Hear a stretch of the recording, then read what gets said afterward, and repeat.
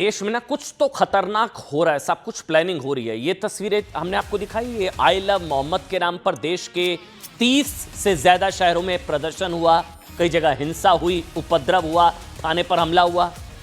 उधर यूपी के उन्नाव में सरतन से जुदा के नारेबाजी हो गई। लेह लद्दाख में जबरदस्त हिंसा हुई, वफ के नाम पर देश भर में प्रदर्शन हुआ। उत्तराखंड में आज़ादी आज़ादी के नारे लगे, वो वीडियो अब आ रहे हैं सामने। नेपाल बना देने की धमकी, आज़ादी आज़ादी के नारे उत्तराखंड में लग रहे हैं। ये देखिए, नेपाल बना देने की धमकी दी जा रही है। लेह में अलग हो रहा है, कश्मीर, काशीपुर, लद्दाख, उन्नाव, उपद्रव, अराजकता, आग। सब अपने आप से सवाल पूछिए, कुछ तो खतरनाक हो रहा है या करने की कोशिश हो रही है। मतलब क्या श्रीलंका, बांग्लादेश, नेपाल वाला पैटर्न भारत में भी दोहराने की असफल कोशिश हो रही है? असफल कहूंगा मैं इसको, असफल कोशिश। क्या साजिश के तहत देश में ऐसा माहौल बनाया जा रहा है जिससे श्रीलंका, बांग्लादेश, नेपाल वाली हिंसा भारत में भड़के?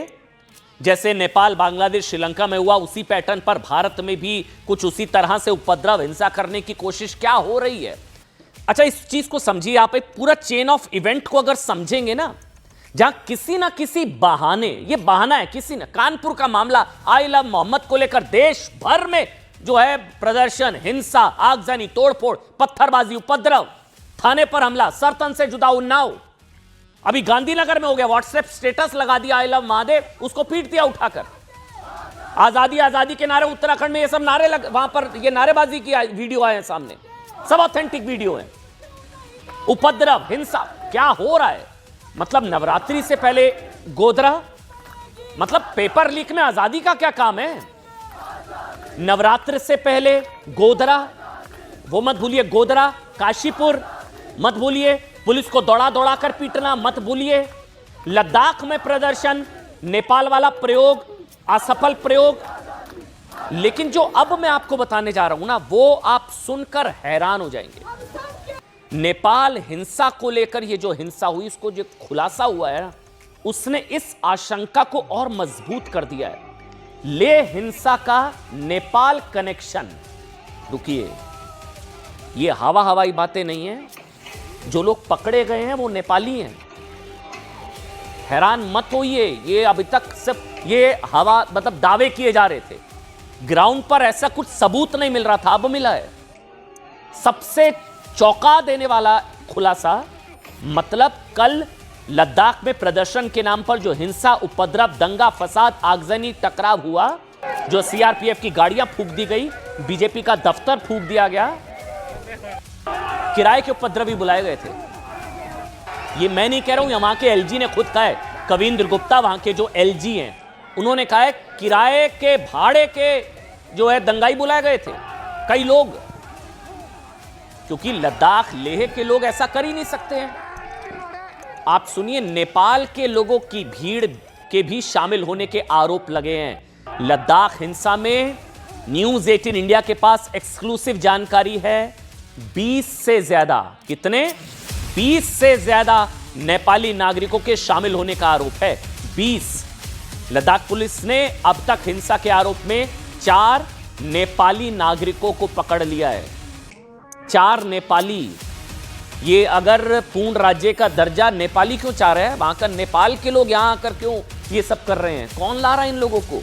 मतलब नेपाल के लोग क्यों चाहेंगे कि ये यूटी नहीं, पूर्ण राज्य का दर्जा मिले? वो मिलना चाहिए, जो चल रहा है, बातचीत चल रही है। लेकिन नेपाल के लोगों को क्या इंटरेस्ट होगा? 20 नेपाली पकड़े हैं, नेपाल के 20 नागरिक, उनके शामिल होने का आरोप है। 4 को पकड़ लिया है। आज लेह पुलिस ने 2 नेपाली नागरिकों को अरेस्ट कर लिया।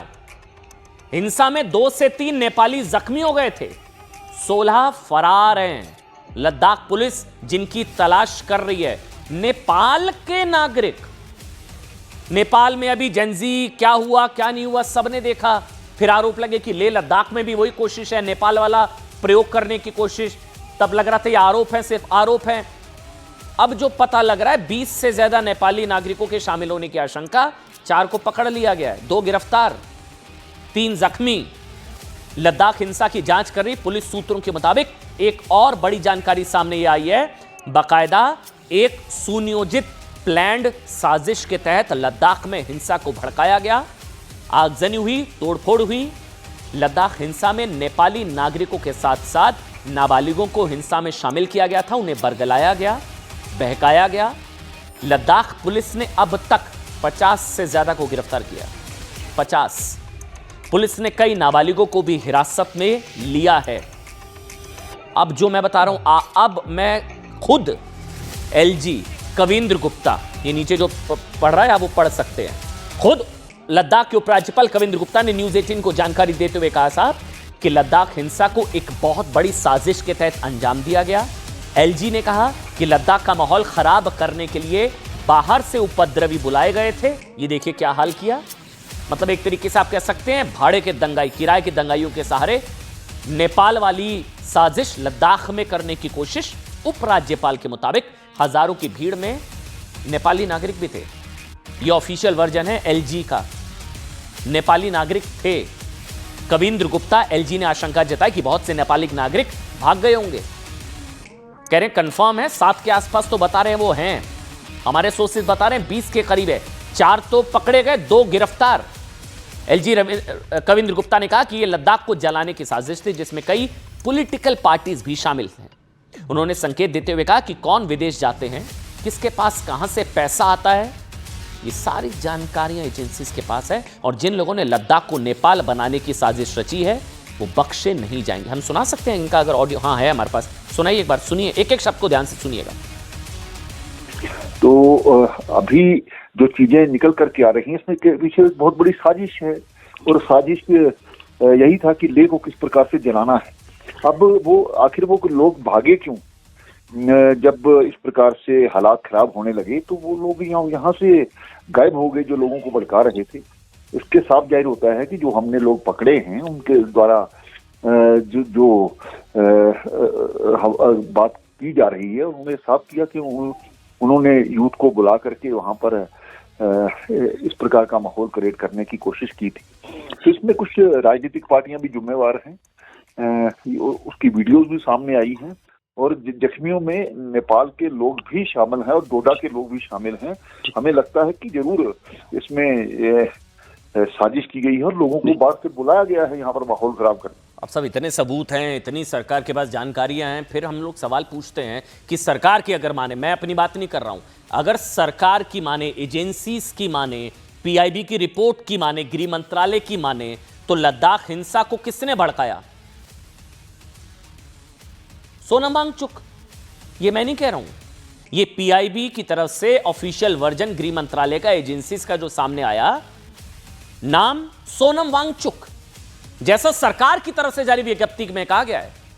अगर यह सच है, यह सब कुछ सोनम वांगचुक की वजह से हुआ,